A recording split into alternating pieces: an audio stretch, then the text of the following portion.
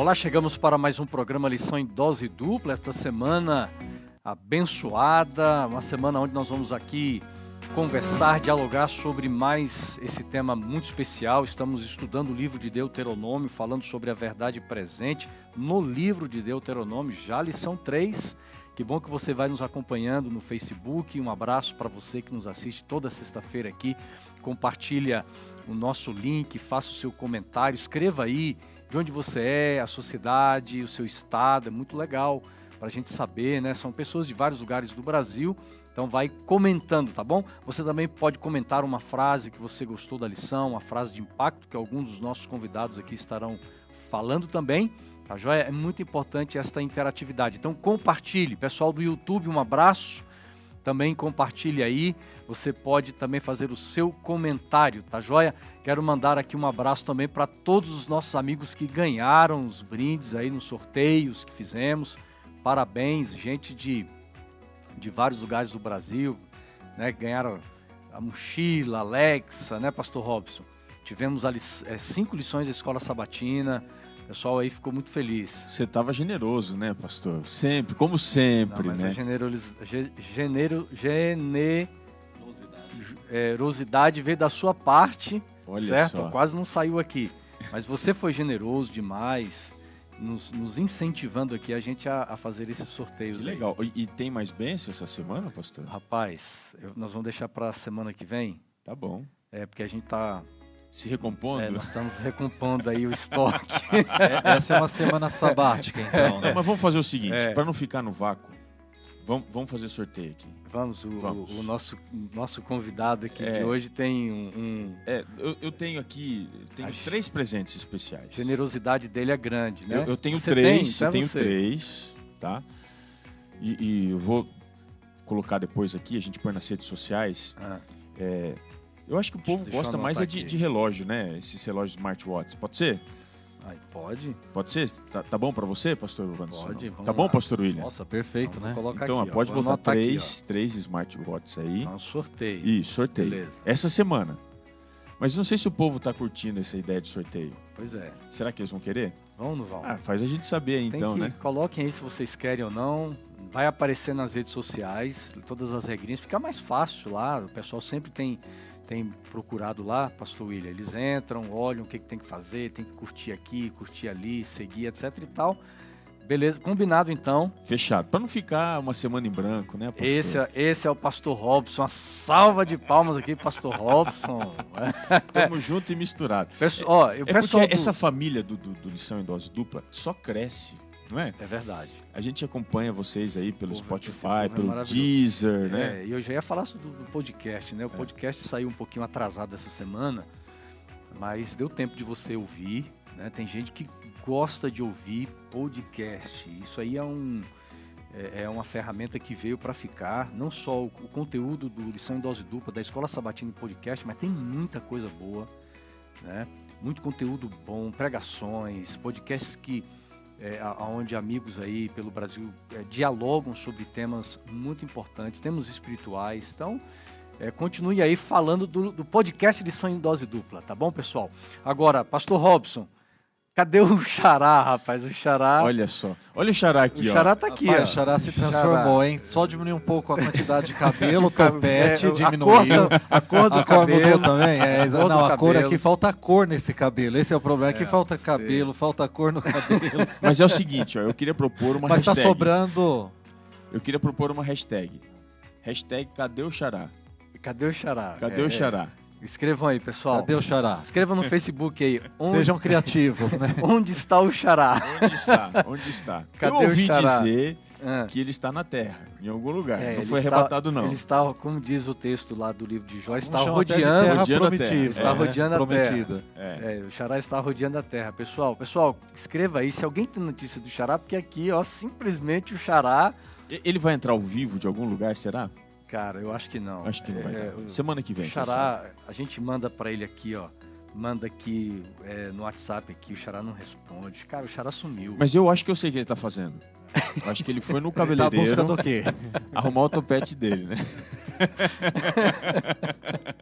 Já uma boa resposta pra hashtag, né? Cadê o Xará? Cadê o Xará? Cara, o Xará ele foi ele foi descobrir novas técnicas em como manter aquele topete fora do estado de São Paulo, em algum lugar desse Brasil aí, gente. Escrevam aí. Gente, se você tem notícia do Xará, por favor, escreva. Olha, eu vi o Xará em tal lugar, entendeu? Fala pra gente aí, manda um WhatsApp, né, Robinho? Exatamente, um sinal de fumaça. Um sinal de fumaça, entendeu? Pessoal, se alguém tem alguma foto com o Xará durante a semana, posta nas redes sociais, marca a gente ali, porque nós estamos assim preocupados. Xará, você também, meu amigo, fala com a gente aí, onde é que você tá, manda um alô. Para aqueles que são mais antigos, lembram-se de uma frase de um grande pregador, né? E ele dizia o seguinte: vem para casa, filho. Né? Volta para casa, filho. Volta para casa, filho. Volta para casa, filho. Volta para casa, Xará. Pastor William, rapaz, então hoje você é o... Estamos aí. É o Domingues, é o Assunção, rapaz, aqui.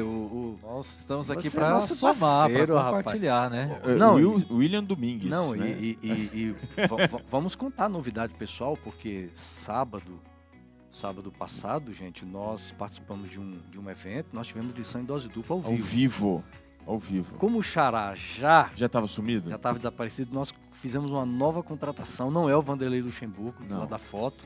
Aquele é interessante, né? V também, né? Exatamente. Só que esse é um V duplo, né? Esse aqui... Estamos aí, né, meus amigos, para apoiar. Fizemos uma lição em dose dupla com o pastor William. E, pastor William, você que é o camarada do pedal. Isso aí, meu amigo. Saúde é o que interessa, como dizem por aí, não é? E como interessa, Fala né? com a gente aí do pedal. O pedal tem um ministério, né, pastor? É verdade. Nós temos um ministério aí que é o Missão Vida e Saúde, né? Que, na verdade, pastores, o Missão Vida e Saúde é um projeto de missão urbana.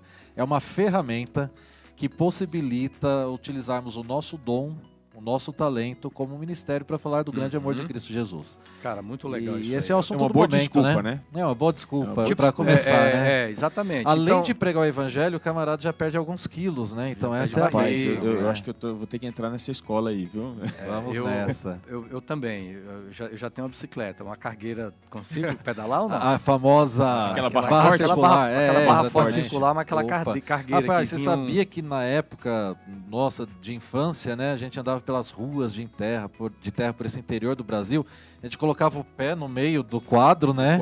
Ia segurando aqui, ia pedalando e não caía. Hoje em dia a molecada tem bicicleta com rodinha e ainda leva tombo. Agora eu vou lhe dizer, a barra forte é o Fusca, né, das motos, né, das bicicletas, né? Rapaz, dura. Tem até hoje espalhada por aí, viu? A caravana dos carros. Exatamente. Quem nunca andou numa barra forte? Tem gente que nunca sabe, nunca ouviu, nunca Até viu, hoje, né? tem gente que anda na barra forte, mas na garupa, né? Tem muita gente aí. Se você que está nos assistindo já andou, coloque aí, eu já andei de barra forte. Tem a barra forte, tinha aquela BMX com banquinho estofado, lembra? Mas essa era de Playboy, né? Vocês sabiam que nós temos muitos amigos, irmãos na Igreja Adventista do Sétimo Dia que vão à igreja de bicicleta. Já preguei em várias igrejas em que o pessoal...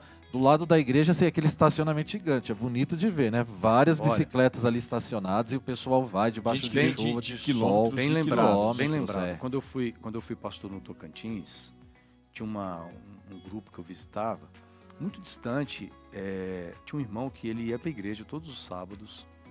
Ele morava cerca aí de 15 a 20 quilômetros, mais ou menos isso. E todo sábado ele fazia esse percurso de bicicleta. Então ele saía bem cedinho da casa, estava escuro ainda, que é uma distância considerável numa barra forte, não é uma bicicleta como a que você tem, William? Imagina. Com 30, 40 Deve ter marchas ali. Marchas a bicicleta. Câmbio automático. Você sabe que quanto mais fraca a perna, mais marcha tem que ter. Até testemunhando, um dia desse a gente estava pedalando aqui pela região de São Bernardo, aí pelo Rodoanel.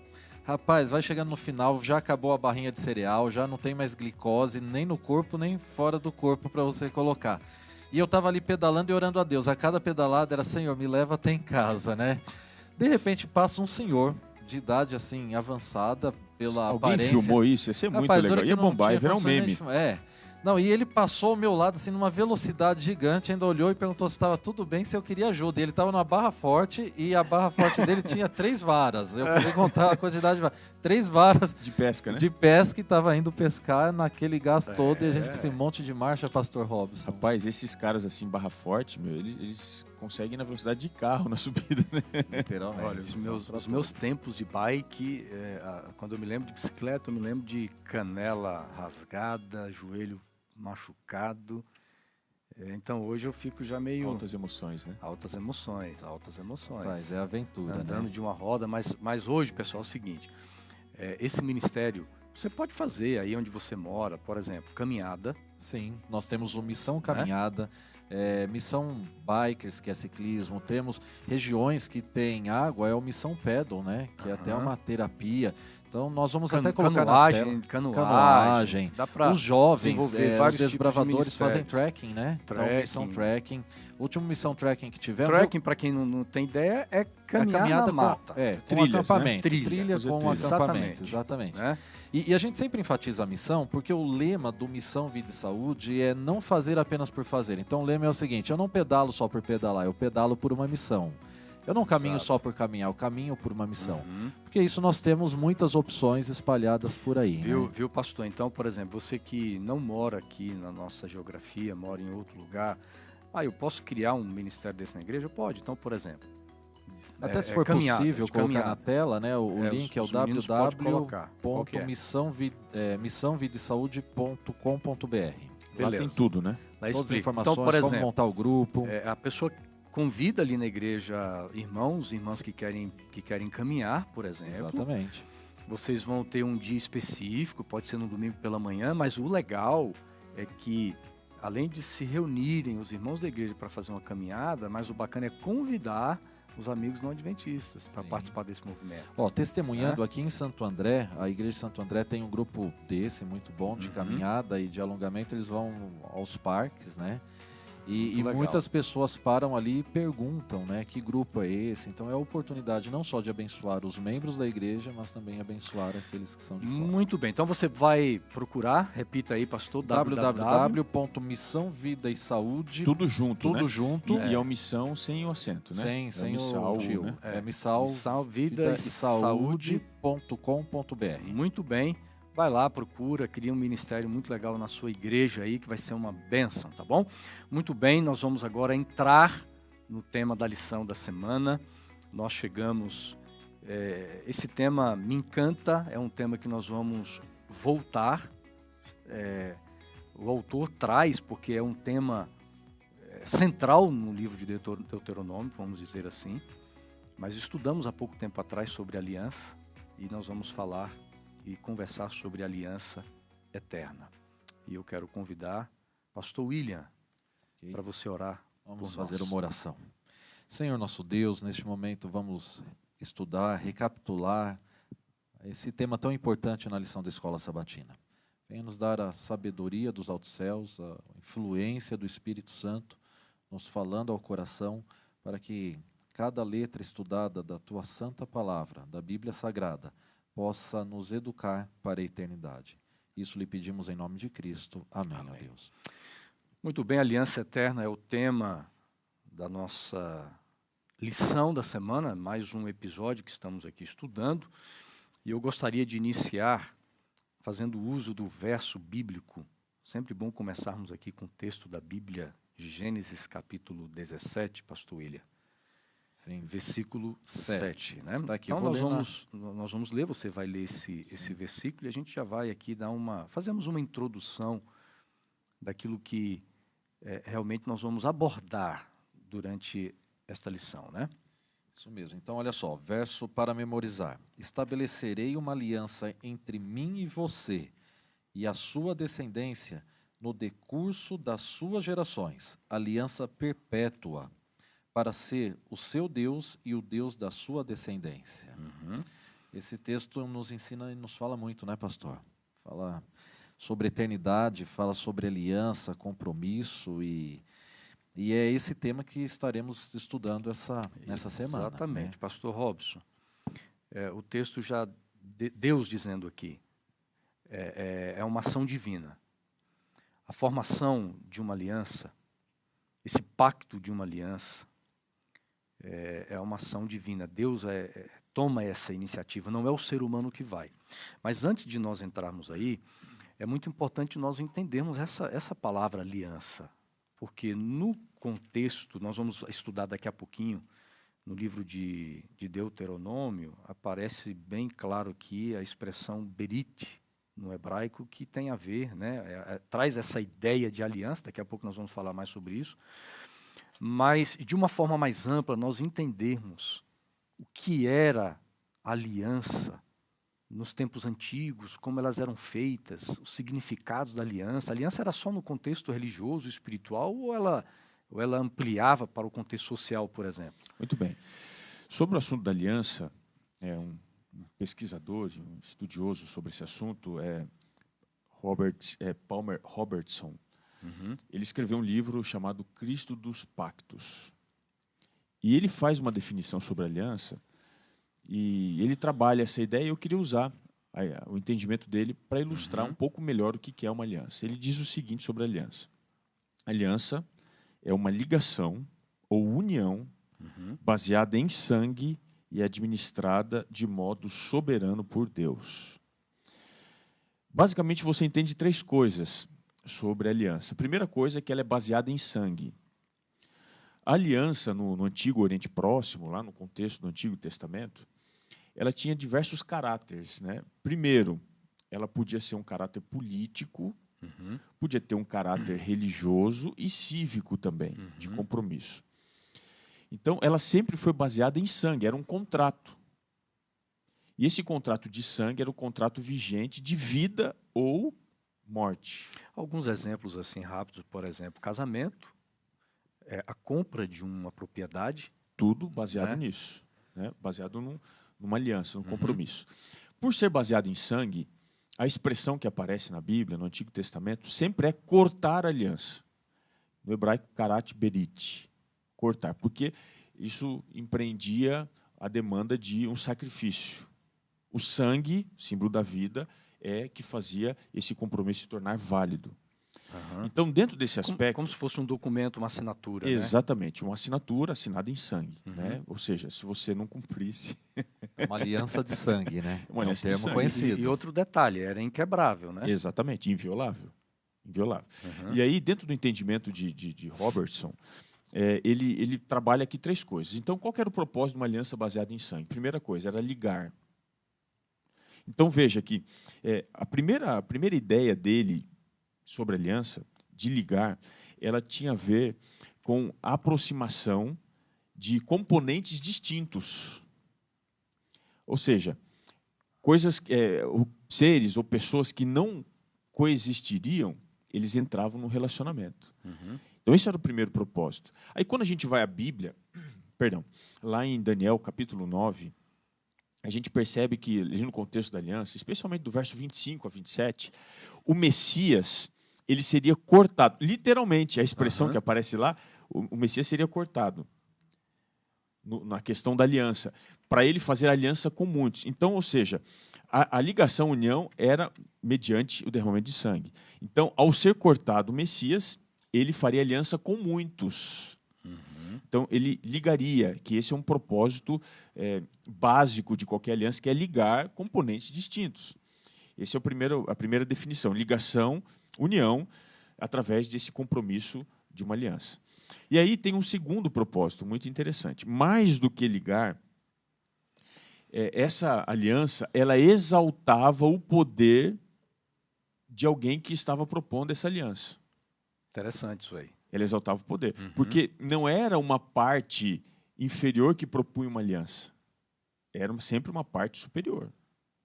Então, a aliança, ela acontecia dentro de 3 perspectivas. Isso aqui é importante a gente entender. Primeiro tipo de aliança, ou tratado que existia no Antigo Oriente Próximo, era a aliança de suzerano-vassalo. Essa aliança, ela acontecia entre 2 reis.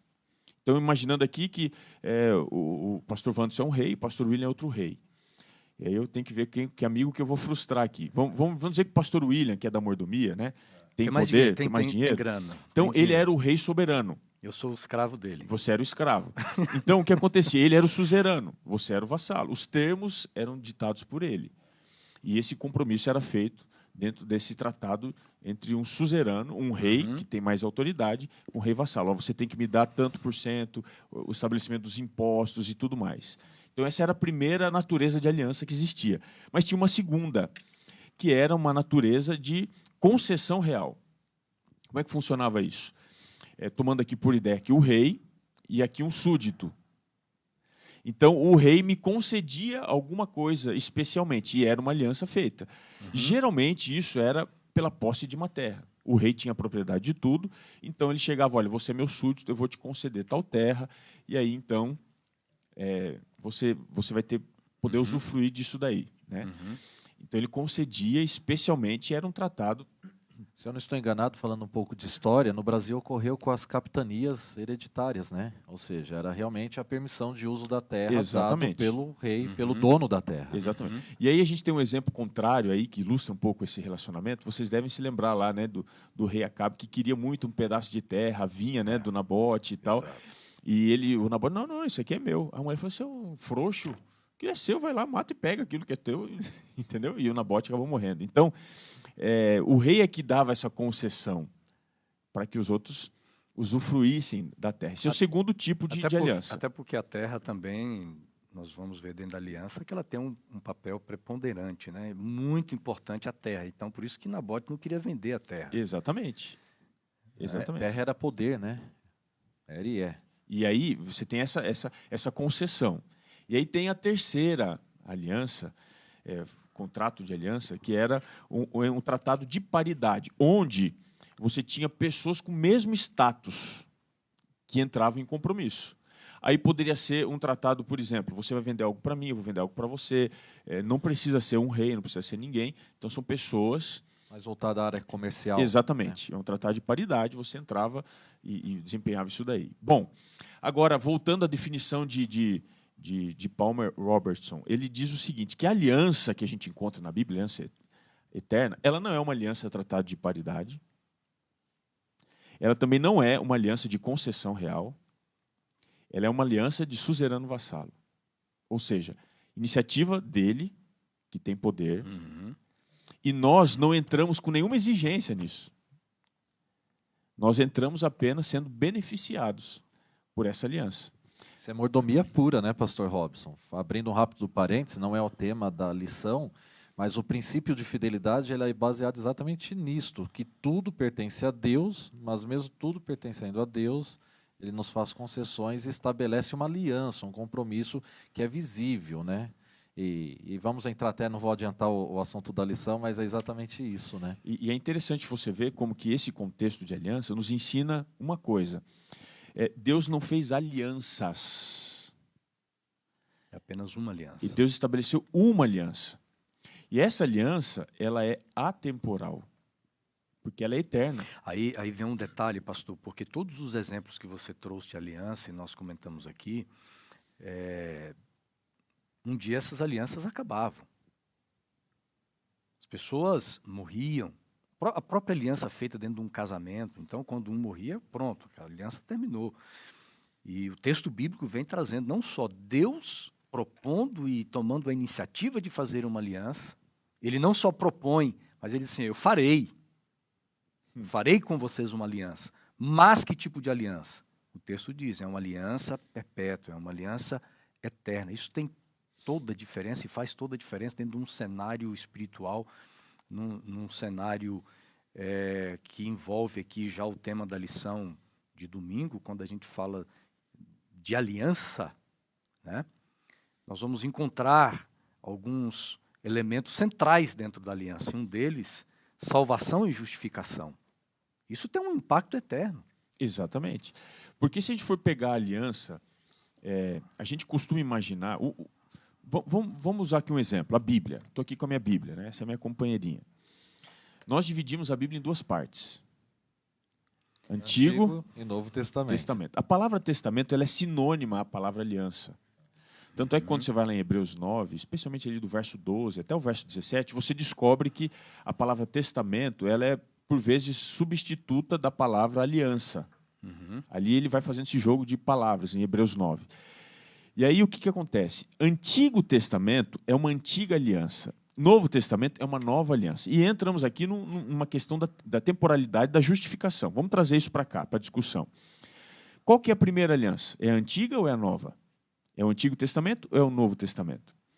Quando a gente vai em Pedro, e acho que a gente podia ler aqui, né? Primeira carta de Pedro, capítulo 1, o verso 18 a 20, especialmente o verso 19 a 20, a gente observa essa definição da temporalidade da aliança. Qual que é a primeira? Primeira carta de Pedro, capítulo 1, o verso 18 até o verso 20, né? Você lê para a gente, pastor William? Vamos lá, está aqui na Nova Versão Internacional, tá ok? E diz assim: pois vocês sabem que não foi por meio de coisas perecíveis como prata ou ouro que vocês foram redimidos da sua maneira vazia de viver, transmitida por seus antepassados, mas pelo precioso sangue de Cristo, como de um cordeiro sem mancha e sem defeito. Amém. E o verso 20, né, diz assim que ele foi conhecido com efeito antes da criação do mundo. Porém manifestado no fim dos tempos, por amor de vós. Ou seja, a aliança sempre é baseada em sangue. E esse foi um compromisso baseado antes da criação. Antes da criação. Eu não sei se eu posso adiantar aqui, pastor, mas tem um texto aqui de Ellen White, na parte de terça-feira. Você pode ler lá para a gente? A gente até comentava nos bastidores aqui esse texto. Esse texto é lindo. Ele diz assim, antes que os fundamentos da terra fossem lançados, o Pai e o Filho se uniram em aliança para redimir o ser humano, caso ele fosse vencido por Satanás. Deram as mãos em um solene compromisso de que Cristo se tornaria o fiador da humanidade. É lindo isso, né? Portanto, na cronologia bíblica, a primeira aliança não é antiga, é nova. E a primeira aliança não é feita entre Deus e o homem.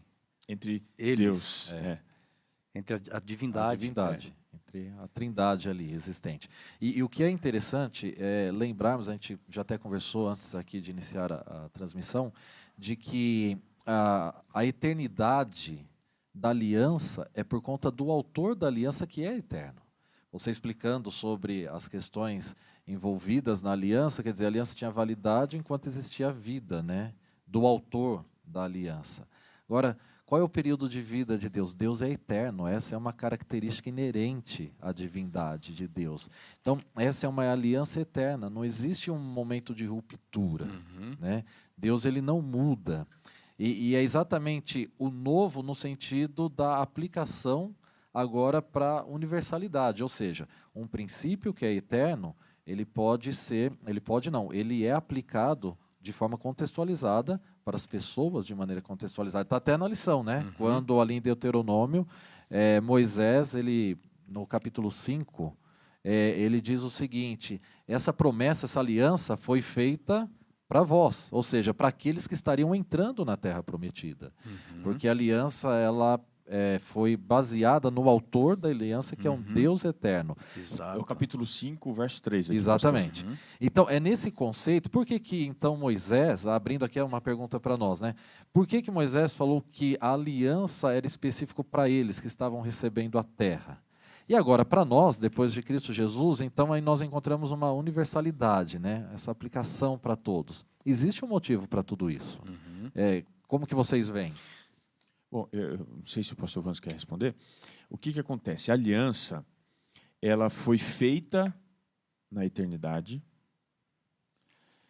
baseada no sangue de Cristo. Eu posso só acrescentar uma outra palavra aí, além do sangue, no amor. No amor, né? A graça, né? Porque aqui é interessante, só completando aqui, quando o pai faz aliança com o filho, você fala que lá na eternidade já aparecem os traços do sacrifício, o sangue, está aqui, Jesus deveria morrer. Ou seja, não existe aliança sem sacrifício. Exatamente. É porque toda aliança ela é baseada numa lei. E a lei inerente de Deus é que o salário da desobediência, do pecado, é a morte. Né? Então a lei já estava estabelecida. A lei é eterna, como Deus é eterno. Então a aliança ela foi feita mediante esta lei estabelecida. O ponto interessante disso é que ela foi feita na eternidade, baseada no sangue, na graça, Deus em nenhum momento disse para o casal aqui, né, os nossos pais, se vocês pecarem, eu que vou ter que morrer. Ele nunca fez isso. Mas ele sabia quem teria que morrer de fato, que era ele. Ele nunca jogou isso na cara do casal. A gente faz isso, né? Para os filhos. Não faz isso, porque senão eu vou ficar envergonhado. O que eles vão dizer de mim, que eu não tenho controle sobre os meus filhos e tal. Deus nunca fez isso. Então, a aliança foi feita na eternidade, baseada em sangue, e foi ilustrada na morte de cordeiros, animais, e realizada e consumada na cruz do Calvário. Agora, veja bem, eu gostaria de ler com vocês alguns textos aqui. Eu vou pedir você, pastor Robson, para ler Apocalipse 14, verso 6, pastor William. Depois nós vamos em Romanos capítulo 4. Pastor Robson, Apocalipse capítulo 14, verso 6. Diz assim: vi outro anjo voando pelo meio do céu, tendo um evangelho eterno para pregar aos que se assentam sobre a terra e a cada nação e tribo e língua e povo. Interessante, porque nós temos uma expressão utilizada aí pelo autor, evangelho eterno. Então nós temos aliança eterna, o evangelho eterno, aí nós vamos entender que no centro da aliança, esses pontos centrais da aliança, nós vamos encontrar o evangelho. Você percebe com isso, essa aproximação desses textos, que tem muita coisa em comum, o evangelho com a aliança. Uhum. E o curioso aqui do texto específico do Apocalipse é que, é claro, nós estamos falando de um texto em linguagem profética, portanto não é literal, nós não estamos falando aqui de um anjo realmente voando pelo meio do céu, mas há aqui uma expressão divina de necessidade de alcance e abrangência universal, né? Todas as pessoas. Então essa aliança, ela não é uma aliança restritiva, apenas para alguns, apenas em algum momento, não. Ela é para todo mundo, abrangência. E, curiosamente, quando você vai aqui, tem 2 destinatários, de acordo com o Apocalipse aqui, que recebem o evangelho eterno. O primeiro destinatário está aqui, os que se assentam sobre a terra. Essa expressão, katoikel no grego, ela sempre aparece no Apocalipse para designar os perdidos. Por exemplo, capítulo 13, o verso 6, diz assim: e adorá-lo-ão todos os que habitam sobre a terra. Então, no Apocalipse, quem recebe primeiro o evangelho são os perdidos. Os que habitam, se assentam sobre a terra. E diz aqui, olha o final desse verso. Quem são esses? São aqueles cujos nomes não foram escritos no livro da vida do Cordeiro. Então, o primeiro destinatário do evangelho é o perdido. Porque o evangelho é a boa nova. Boa nova é para quem necessita. O perdido. Claro. Né? E aí, na sequência, isso aqui que é muito interessante, e aproxima o evangelho da aliança agora. Diz assim, olha, para os que se assentam sobre a terra, e a cada nação, olha só a descrição dos salvos agora. Cada nação, tribo, língua e povo. Quem são esses? Apocalipse 5, ele descreve aqui no verso 9. E entoava um novo cântico, dizendo: digno és de tomar o livro e de abrir-lhe os selos, porque foste morto e com o teu sangue compraste para Deus. Ou seja, porque ele morreu, comprou para Deus. Quem que ele comprou? O verso 9 diz: os que procedem de toda a tribo, língua, povo e nação. Então você vê, evangelho eterno se confunde com aliança eterna, porque eles têm o mesmo propósito, salvação. Sim. Aí, Romanos capítulo 4, pastor 1 a William, 5. de 1 a 5, Ok. vai desvendando, abrindo para a gente o leque, né, pastores? Sim. Descortinando, vamos dizer assim, essa compreensão daquilo que vai no centro da aliança, salvação, mas olha o que diz aí o apóstolo Paulo. Diz assim: que diremos, pois, diremos ter alcançado Abraão, nosso pai segundo a carne? Porque, se Abraão foi justificado por obras, tem de se gloriar, porém, não diante de Deus. Pois que diz a Escritura? Abraão creu em Deus e isso lhe foi imputado para a justiça. Ora, aquele que trabalha, o salário não é considerado como um favor, e sim como uma dívida. Mas, ao que não trabalha, porém crê naquele que justifica o ímpio, a sua fé lhe é atribuída como justiça. Então aqui aparece o tema dentro da temática de aliança, e no centro aqui falando sobre salvação, aparece a temática que tem tudo a ver, justificação. E como as pessoas têm dificuldades em entender essa expressão, essa palavra, na prática, no dia a dia. Contextualizar, né, a justificação. Justificação. Porque justificação não significa você se tornar justo no sentido próprio da palavra. Se a gente for pegar a ideia teológica sobre justificação, não é você ser justo, mas você ter justiça sobre você, não em você. Então, eu nunca serei justo em mim, mas eu serei justo porque terá justiça sobre mim. Sobre mim. Dentro dessa definição teológica, a gente entende uma coisa, que a justificação é uma atribuição divina. Não há nada que eu faça para merecer ou para adquirir isso. É um compromisso de aliança que Deus faz como prerrogativa exclusiva dele. E se a gente for usar o caso aqui de Romanos 4, que é o caso de Abraão, a gente vai entender o seguinte, que o que está por detrás, o pano de fundo da justificação na vida de Abraão, é o contexto de dois aspectos da vida de Abraão. E eu queria mencionar aqui, se me permite, Xará, vamos lá para Gênesis, capítulo 15, o verso 6, talvez seja um dos versos mais importantes para a teologia da justificação no Antigo Testamento. Porque a história de Abraão, ela pode nos ajudar a entender de uma forma correta a justificação, como também uma interpretação equivocada sobre justificação. Porque muitos pensam que a justificação no Antigo Testamento acontecia mediante obediência. Obediência e obras, né? Esse era o entendimento, inclusive, da igreja em Roma. O que Paulo está fazendo no capítulo 4... explicando. Ele está quebrando, ele está argumentando na direção contrária. Porque ele diz o seguinte, vocês estão falando que a pessoa é justificada quando ela obedece? Então vamos analisar quem que é o pai da fé, Abraão. Então olha só, como é que ele foi justificado? O verso 6 de Gênesis 15 diz, ele creu no Senhor e isso lhe foi imputado para a justiça.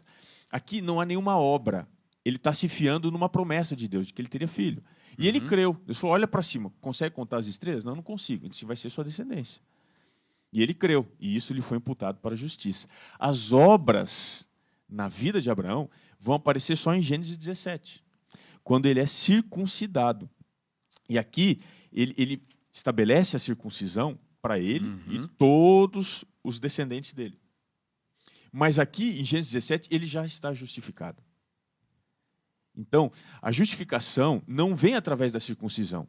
A circuncisão é um ato requerido daqueles que foram justificados. Isso faz toda a diferença. Na linha do tempo, desde Gênesis 12 até os capítulos mencionados por você, capítulo 15, capítulo 17, nós vamos ver o seguinte. Deus faz uma promessa a Abraão, dentro de um cenário, de um contexto de uma aliança. E agora, Abraão, vivendo nesta promessa, ele precisa viver pela fé. E a gente vê a luta dele, porque Deus diz assim, você vai ser pai de uma grande nação, mas ele não podia ter filhos. Capítulo 15, ele fala, Senhor, e aí, vai ser o meu servo? É ele o meu descendente? Né? A luta de Abraão, dentro da aliança e da promessa, viver pela fé. Em alguns momentos, ele parece que perde a fé. Confiar no improvável, né? Eu vou resolver o problema. Deus fez uma aliança comigo e tem um problema na aliança. Eu vou tentar resolver esse problema. Então, a gente vai aprendendo com a história bíblica, Deus vai nos ensinando que viver pela promessa e viver nas promessas equivale a viver pela fé, mas também, aí entra no que você falou, viver na obediência. Então, agora é o ponto. Porque, veja só, fé é certeza daquilo que eu não vejo, mas a fé não é etérea. Ou seja, a fé, ela precisa ser expressada concretamente. Concretizada, exatamente. Porque a obediência, ela é uma manifestação real, tangível. Ainda que você não tenha razão plausível, visível. Mas ela confirma a minha fé. De forma linear, nós veríamos assim. Não é a obediência que me justifica. Quem me justifica é Deus. Então, Deus me justifica pela fé. Então, Deus, justificação. Entre Deus e a justificação existe a fé. Tá ok? Mas a justificação me leva à obediência. Não é a obediência que me justifica. A obediência, ela é o fim e não o princípio das coisas. Porque senão, qual é a necessidade da graça de Cristo? Né? Vamos elaborar aqui no pensamento de Paulo, em Efésios, para a gente entender essa questão da justificação de maneira mais prática, que ele sistematiza melhor, né, Paulo? Então, lá em Efésios 2, verso 8, ele diz assim, porque pela graça sois salvos. Justificação... Foi ao ponto aí. Pela graça. Ou seja, é uma atribuição divina, certo? Mediante a fé, a apropriação é feita por Deus, pela graça. Mas a apropriação é pela fé. Só tem um jeito de você se apropriar da graça, é pela fé. E aí vem. E isso não vem de vós, é dom de Deus. Ou seja, até mesmo a fé é um dom divino. Uhum. Ou seja, até que parece que só Deus trabalha, certo?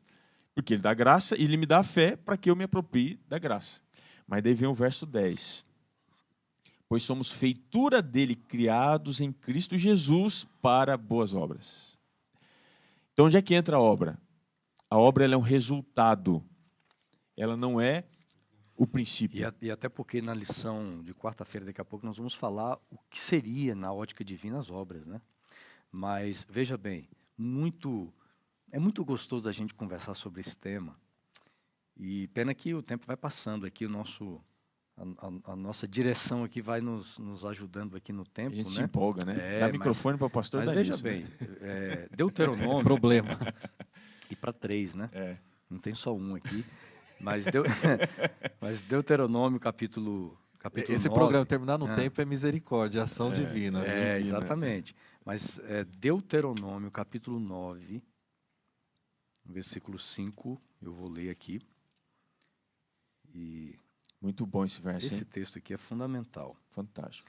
Porque até agora nós estamos vendo, então, na aliança, salvação, justificação. Agora, esse texto diz o seguinte: a escolha de Deus. Por que Deus escolheu o povo? Não é por causa da justiça de vocês. Uau, hein? Nem por causa da retidão do seu coração que vocês entrarão para possuir a terra dessas nações. Aqui agora já é um período posterior, né? Mas o Senhor, o seu Deus, as expulsará de diante de vocês por causa da maldade delas e também para confirmar a palavra que o Senhor, o seu Deus, jurou aos seus pais, Abraão, Isaque e Jacó. Então veja, Deus está dizendo o seguinte: eu escolhi vocês não é pelas suas virtudes, não é porque vocês realmente têm virtudes, porque Deus está dizendo aqui, Moisés está falando, não é por causa da justiça, não é por causa da retidão, não é por isso, não é por aquilo, mas simplesmente porque eu decidi escolher e eu tenho as minhas razões. E as minhas razões são diferentes. E veja, eu não escolhi vocês por causa da justiça. E eu também não vou expulsá-los por causa de vocês. Eu estou expulsando eles por causa deles mesmo, por causa da maldade deles. Por terem rejeitado a justiça de Cristo. Exatamente. Né? Então você vê, tanto a salvação quanto a condenação, ela é baseada, esse ato, né, da aliança é baseado em Deus. Deus ele não nos julga por aquilo que nós somos, Deus nos julga por aquilo que Ele é. Aliás, isso aqui é muito importante dizer, ninguém vai se perder por causa do seu pecado. Quem vai se perder por causa da rejeição à graça de Deus, o perdão e a falta de compromisso com a aliança. Viu, pastor? E, amigos, e nós lidamos lidamos com esse tema no dia a dia. Quantas pessoas dizem assim: eu acho que não é o momento de uma entrega a Jesus. Uma decisão, né? Eu ainda preciso, né? Porque eu olho para mim mesmo e o que eu vejo em mim, eu não vejo uma pessoa digna do reino, eu não vejo uma pessoa digna, falhando a voz aqui. Espera aí, você toma uma aguinha aqui, a gente vai complementando o seu pensamento. Eu não me vejo digna do reino, eu não me vejo uma pessoa digna de salvação, eu tenho tantos defeitos, preciso arrumar isso, né? Exatamente. Essa questão, né? Eu preciso resolver. E elas começam a justificar quem ela é, e ela não está errada. Ela realmente é o que é, nós somos o que somos, pecadores. Na verdade, ela é pior do que o que ela imagina. Mas o problema é que ela não entende a forma como Deus trabalha e age. Porque Deus diz assim: eu sei de tudo que você está falando e eu sei mais ainda. Porque lá em Apocalipse, né, nas cartas às igrejas, sempre Deus dizia o seguinte: eu conheço as suas obras. Deus sabe mais da podridão que eu sou e tenho do que eu mesmo. Só que Deus nos escolheu a si mesmo. Então Deus te escolheu você mesmo. Por causa dele. Todos, a salvação é para todos. Mas Ele não escolheu porque você tem alguma virtude. Mas é por Ele, é pela aliança, é pelo sangue, é pelo sacrifício dEle. E a gente vai entendendo isso, é maravilhoso. É lindo demais. A questão da justificação, ela ilustra quem Deus é ilustra quem nós somos. Porque nunca vai ser por nossa causa, vai ser sempre por causa de Deus. Uhum. Assim como a malignidade, ela comparada com a justificação, ela sempre vai ilustrar quem Deus é e aquilo que é em oposição a Ele. Por exemplo, Cristo, na cruz, Ele estava morrendo por causa do meu pecado. E os meus pecados foram colocados sobre Ele. Veja, Ele não tinha pecado nele, tinha pecado sobre Ele. Olha que interessante. O que era meu foi colocado sobre Jesus, o que era dele foi colocado sobre mim. E isso influencia até, muitas vezes, a forma de enxergar o evangelho, a graça, a salvação. Porque quando eu permito uma visão humanista, eu imagino que Deus age por minha causa. Uhum. Né? Agora, a visão teocêntrica e correta, Deus é o que Ele é, como Ele se apresentou a Moisés. O eu sou o que eu sou, como você disse. Nós somos salvos não por aquilo que somos, mas por aquilo que Deus é. Isso é teocentrismo, isso é teologia. Não é humanismo, ou seja, não, Deus me salva porque, infelizmente, Ele é o culpado da minha queda. Deus não tem culpa da minha queda. Ele não está consertando um erro que Ele fez.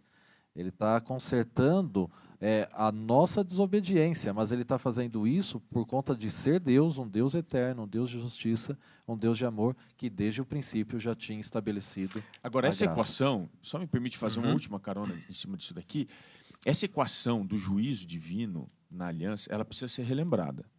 Porque esse texto de Deuteronômio que você leu para nós aqui, pastor, ele fala sobre duas coisas. Primeiro, que Deus ele julga o pecado. Uhum. Então, a aliança ela é sempre feita num contexto de juízo. A graça ela é concedida num contexto de juízo. O sangue é derramado numa questão de juízo.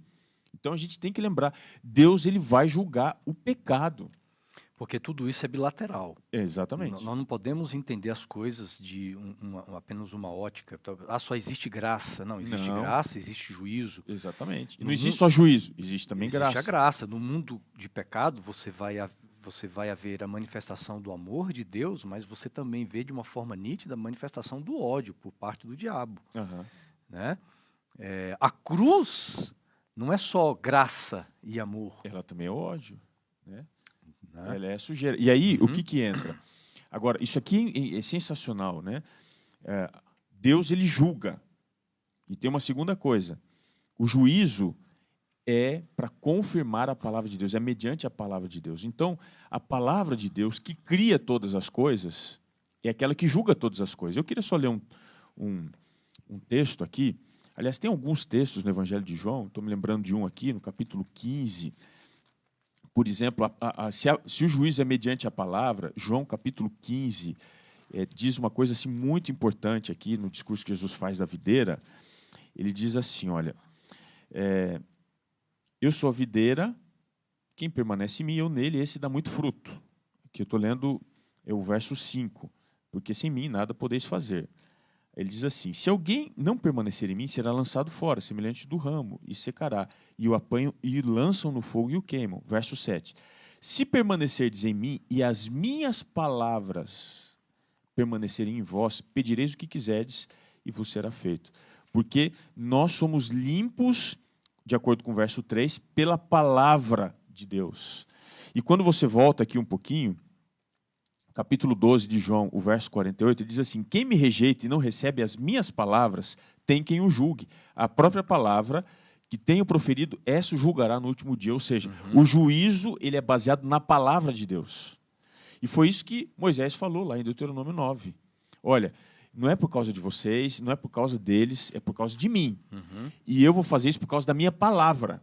Então, a palavra de Deus, aqui está o aspecto mais importante e central do juízo divino, porque Deus ele vai salvar e vai condenar mediante a palavra. Pastor Rob, já ficou claro, capítulo 15 de Gênesis, Deus é ativo, William, em tomar a iniciativa da aliança, ele é quem passa no meio do animal cortado.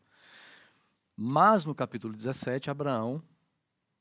ele dá a demonstração. Ele responde. Ou seja, a aliança ela é bilateral.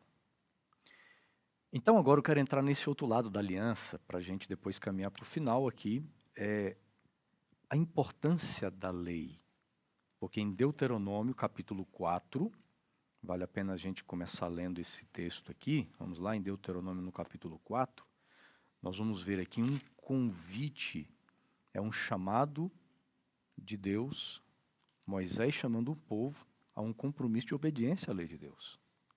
Porque, veja, é interessante a gente entender essa questão da lei, porque a nossa mentalidade de que lei, guardar as leis, tem a ver somente com uma obediência assim irracional, cega, né? Uma obediência cega, quando na verdade o propósito da lei exposta aqui no texto bíblico, nós vamos ver no capítulo 4, verso 1 e 2, nós vamos ver que é o seguinte: Deus não está buscando um povo que vá obedecer de uma forma cega, mas uma obediência baseada no entendimento, que o próprio Deus faz o povo entender o porquê obedecê-lo, nesses 2 versos seguintes, que a gente pode ler do capítulo 4, então, de Deuteronômio, os versos 1 e 2. Quer que eu leia aqui? Pode ler. Então vamos ler aqui.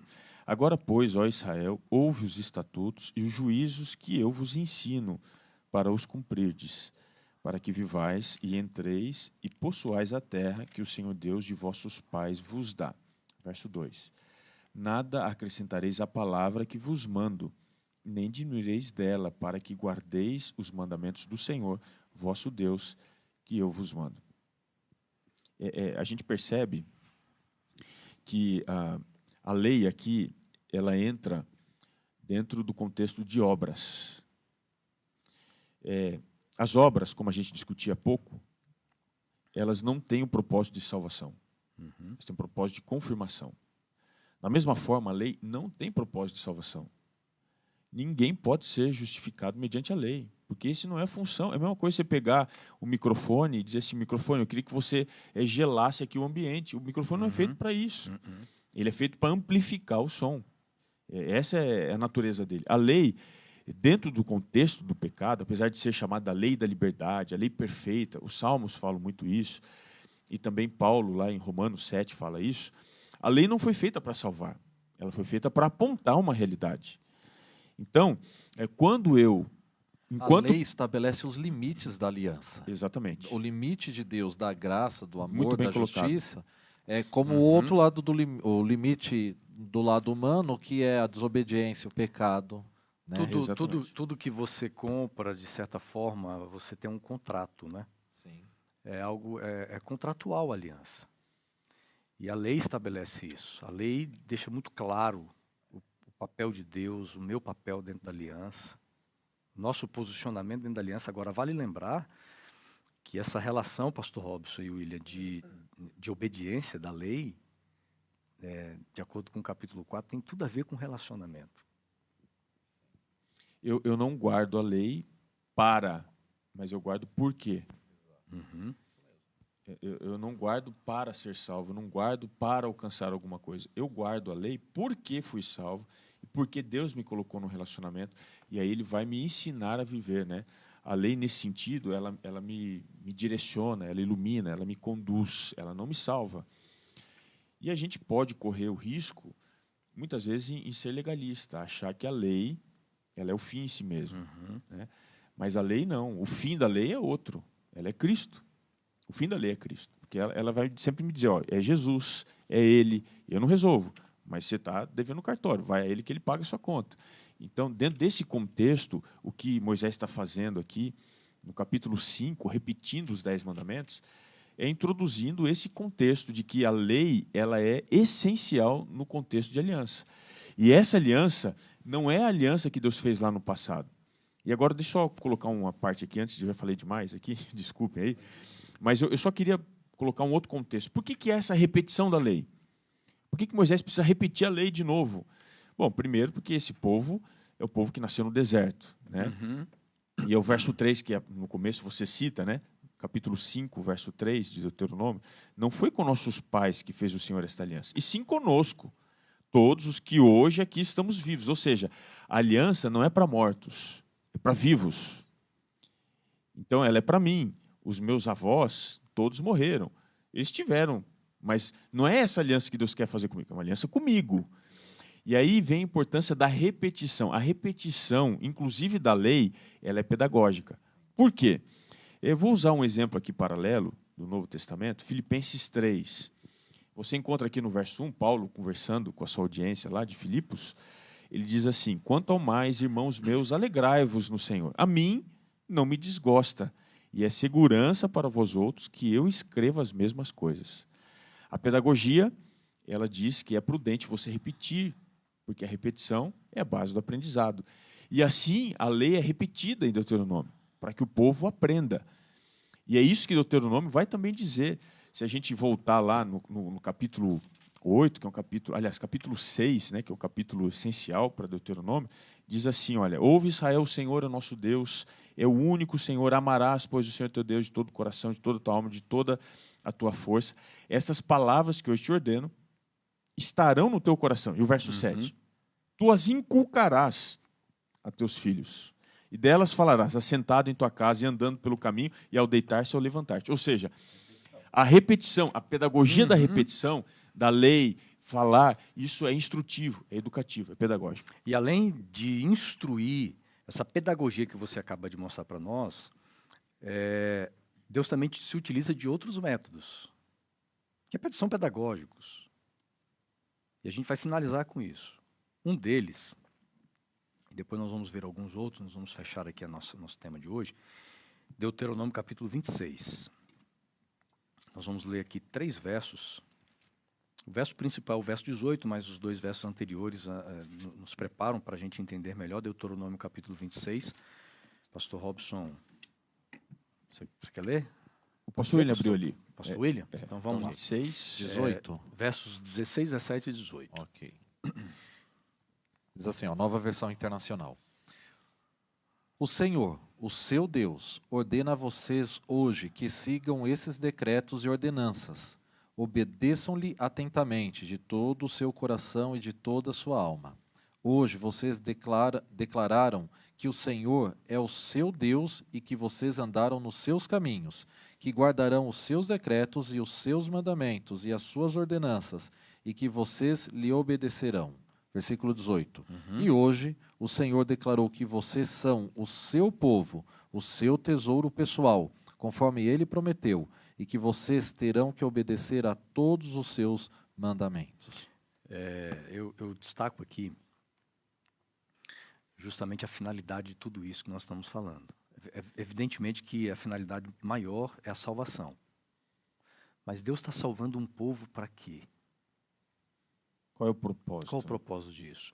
Qual o propósito de nós hoje fazermos parte de um povo? Fazemos parte de um movimento, por que não ser cristão para mim mesmo e por mim mesmo? Exatamente. Por que eu não posso ser um cristão desigrejado? Onde eu acredito em Deus, eu leio a Bíblia na minha casa, mas eu não tenho um vínculo nenhum com nenhum movimento profético, nenhum movimento religioso. Né? E esse texto, ele traz uma riqueza, uma beleza sobre eclesiologia, né, que é o tema que vai estudar a igreja, os propósitos, a formação do povo, e a gente vai encontrar Deus forma um povo com propósito. Deus forma um povo para ser diferente. Até porque as nações, elas se pareciam. As nações, as culturas, principalmente os aspectos religiosos, eles adoravam diversos deuses pagãos. E agora, neste cenário, Deus coloca um povo dizendo o seguinte: vocês são meus, vocês são peculiares, vocês são exclusivos, vocês são diferentes.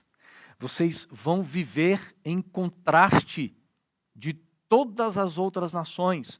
Por quê? Porque o Deus de vocês, que sou eu, sou diferente dos deuses que as nações creem e acreditam, e por consequência disso, vocês também deverão ser diferentes desses povos. E essa é uma questão importante, porque não é ser diferente apenas por ser diferente. Porque muitos hoje, nesse mundo de novidades, tentam o tempo todo ser diferentes. Mas quando nós falamos de repetição, nós estamos falando de um princípio eterno, né? De uma mensagem eterna, de um evangelho eterno. Exatamente, pastor. Então não é ser diferente por ser diferente, porque muitos por ser diferentes aqui, não vou ilustrar para não ser antiético, mas não é um púlpito diferente, não é uma iluminação diferente, não é jeito de se vestir que vai definir todas as coisas. Mas é a pessoa que faz a transformação. Aquilo que quem vem opera de a dentro para fora, né, transformação pastor? é Jesus, é o Salvador. É a essência e não a forma. É ser diferente no que fala, é ser diferente da forma como vive, é ser diferente como lida no ambiente de trabalho, é ser um representante de Deus ali. E a coisa mais interessante é que o ser diferente, ele pode ser peculiar. Por quê? Ser diferente é ser peculiar. Por quê? Quando a gente vê a aliança de Deus é uma. Mas para cada época, ele tinha um símbolo, ele tinha uma imagem diferente. Porque aquela imagem era atribuída para aquele contexto, para aquela hora, para aquele momento. Por exemplo, no Éden, quando o casal peca, o símbolo da graça de Deus era a veste, porque eles estavam com o problema da nudez.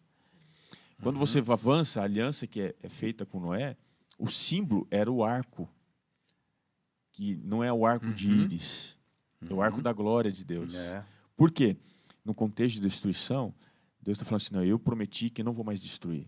Então, é a minha glória. Eu estou penhorando aqui minha glória. Então, aquele era o símbolo para aquela época. Você tem a cruz, né? A cruz é para quê?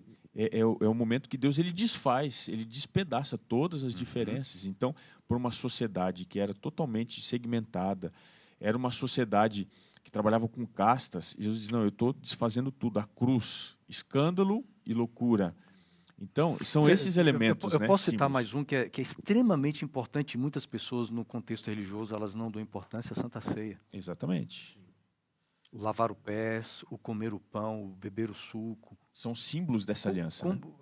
E a minha participação, eu não posso olhar para estes símbolos apenas como mais um símbolo, mas a minha participação neles. Ele é identificador. Vocês sabem que estudos sociológicos dizem que dois fatores eles são identificadores de uma nação, de um povo.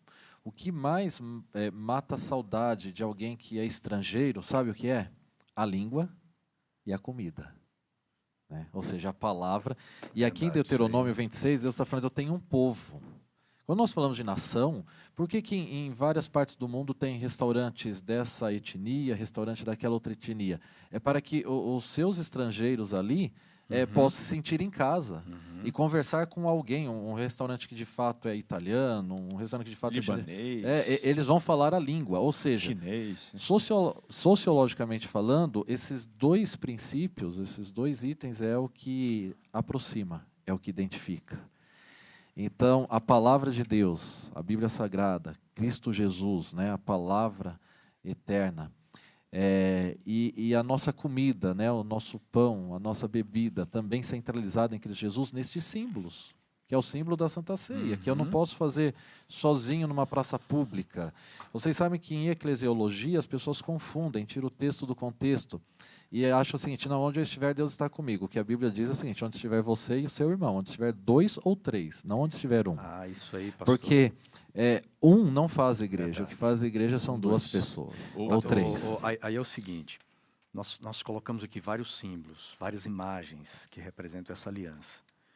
Eu acho que um deles, muito bem colocado aqui por vocês, é a questão do povo. Muitas vezes nós lidamos com irmãos e irmãs que têm dúvidas. Mas será que eu preciso estar aqui? Então, quando você está ligado ao povo, você compreende que isso é um símbolo da aliança de Deus. Só que aí tem mais um que complementa, né? Porque os textos aqui, por exemplo, no nosso guia, Deuteronômio capítulo 4, 20, Deuteronômio 32, verso 9, vem falando de família. Melhor, Deuteronômio 8, verso 5, vem falando Deus usando a linguagem de paternidade, usando a linguagem de filhos, de família. Então não adianta, por exemplo, eu estar numa igreja, mas eu não ter vínculo de família. De amar o meu próximo, de amar o meu irmão, de cuidar dele e, ao mesmo tempo, ter essa percepção de que quem é Deus para mim nesse contexto da aliança? Não é aquele que eu negocio, que eu faço barganhas, não é aquele que eu Não é uma imagem que eu deixo de lado, me lembro dele em certas ocasiões, situações difíceis, mas é aquele que me ama, é aquele que, acima de todas as coisas, está disposto a tudo por mim, sacrificar. Jesus sacrificou a vida por mim. Então, dentro da aliança, a gente viver, né, entendendo esses símbolos, essas imagens, de que nós temos um Deus que Ele é Pai. Nós temos um Jesus que nos amou, que entregou tudo por nós, né? E dessa forma a gente consegue entender melhor a graça de Deus. Tudo que Deus fez não é por mim. Não é... Eu não sou pastor porque Deus achou algumas coisas interessantes em mim. Mesma coisa você, mesma coisa você. Nós nos conhecemos desde o tempo do colégio. Já faz algumas décadas. Né? Inclusive o Willi tem cabelo branco. Eu fico falta de cabelo. Quando eu fui fazer teologia mesmo, eu lembro de alguns colegas na sala de aula, né, Willi? Eu olhava assim e falava, cara, esse camarada vai ser um grande pastor, porque eu via algumas qualidades, eu olhava para mim mesmo e dizia assim, o que eu estou fazendo aqui? Misericórdia, né? Eu olhava para você lá, Robinho, o que o Robinho está fazendo Batman, aqui, né, cara? O William, então, mas Deus, ele é maravilhoso. Porque tudo é baseado nele. Nele. A salvação é baseada nele. O compromisso é baseado nele. Esse é a beleza da aliança, do evangelho. O evangelho é por causa dele, a salvação é por causa dele, a aliança é por causa dele. Tudo por ele, né? Já dizia a nossa música. Né? Tudo por ele e pela pessoa que ele é. Porque vocês sabem que aliança, transliterando, contrato dá medo. As pessoas têm medo de contrato, por conta das letras pequenas. E até porque o contrato é eterno, né? Então, mas o contrato dá medo por conta das letras pequenas. Você fala assim, eu estou assinando algo aqui, um contrato, eu não sei o que isso pode me custar. Assinei sem ler. A vida inteira pagando por algo que eu não percebi. Exatamente. Né? Agora, com Cristo, não existe letras pequenas. E quem paga é Ele. Né? Então, essa é a diferença. São poucas letras e letras garrafais, que nós compreendemos de uma forma tão clara. Aquele pensamento, amigos, eu vou ler aqui, aí cada um pode concluir com uma frase, se vocês quiserem, mas aquele pensamento que lemos antes, que desde o fundamento Deus fez uma aliança, o Pai fez uma aliança com o Filho, a mesma autora vai dizendo o seguinte, esse compromisso foi cumprido por Jesus. Quando sobre a cruz ele soltou o brado, está consumado. Estava se dirigindo ao Pai. Fantástico. Se dirigindo ao Pai. Dizendo assim, lembra, lá na eternidade, está pago. O dia que nós combinamos. Estou cumprindo o que nós combinamos. O pacto foi plenamente satisfeito e agora ele declarou, Pai, está consumado. Fiz, ó meu Deus, a tua vontade, concluí a obra da redenção. Se a tua justiça está feita, a minha vontade é que onde eu estou, estejam também comigo os que me deste. Que coisa, hein? Amém? E você percebe que Jesus fala isso aqui em João 17, né? Onde eu estou, quero que eles estejam também. E uma das coisas que Jesus espera que a gente faça é, quem quiser vir após mim, carregue a sua cruz. Então, Jesus ele não nos poupa da cruz, ele nos leva para lá. Né? E além disso, se a gente passa pela cruz, ele passou pela ressurreição, pelo ressurgimento para uma nova vida. Mas é isso que a gente também faz. A gente vai para a cruz e ressuscita para uma nova vida, porque a aliança é a gente viver. A aliança é unir, ligar componentes distintos. Nós somos completamente diferentes de Deus. Mas na aliança, nós passamos a desfrutar de uma intimidade que não nos é oferecida naturalmente, mas especialmente por esse concerto. De alguma forma, na aliança, tem que haver um sacrifício. Sim. Tem que haver a cruz. A cruz, a gente é chamado para ela. Né? Vocês sabem que... Pastor William, pode concluir, tá? Falando sobre sacrifício, não existe amor sem sacrifício. Né? Não estou falando aqui de uma mentalidade ou uma filosofia da dor e da opressão, mas onde existe amor, existe sacrifício. E sacrifício é entrega. Se sacrifício é entrega e não existe amor sem sacrifício, todo amor se entrega. E Cristo se entregou por nós. Agora a grande pergunta é, estou eu disposto a receber esse amor e me entregar para que Cristo opere em mim e realize em mim os seus planos. E essa entrega e submissão vai além de obedecer os mandamentos, Sim, né? A entrega Mas completa. É fazer a vontade completa de Deus. É minha vida uma oferta ao Senhor, E uma né? delas é nós sermos uma oferta ao Senhor nos dias de hoje. Nesses tempos de pós-pandemia, nós sabermos qual é a nossa função no corpo de Cristo, qual é o nosso propósito, qual é a nossa missão.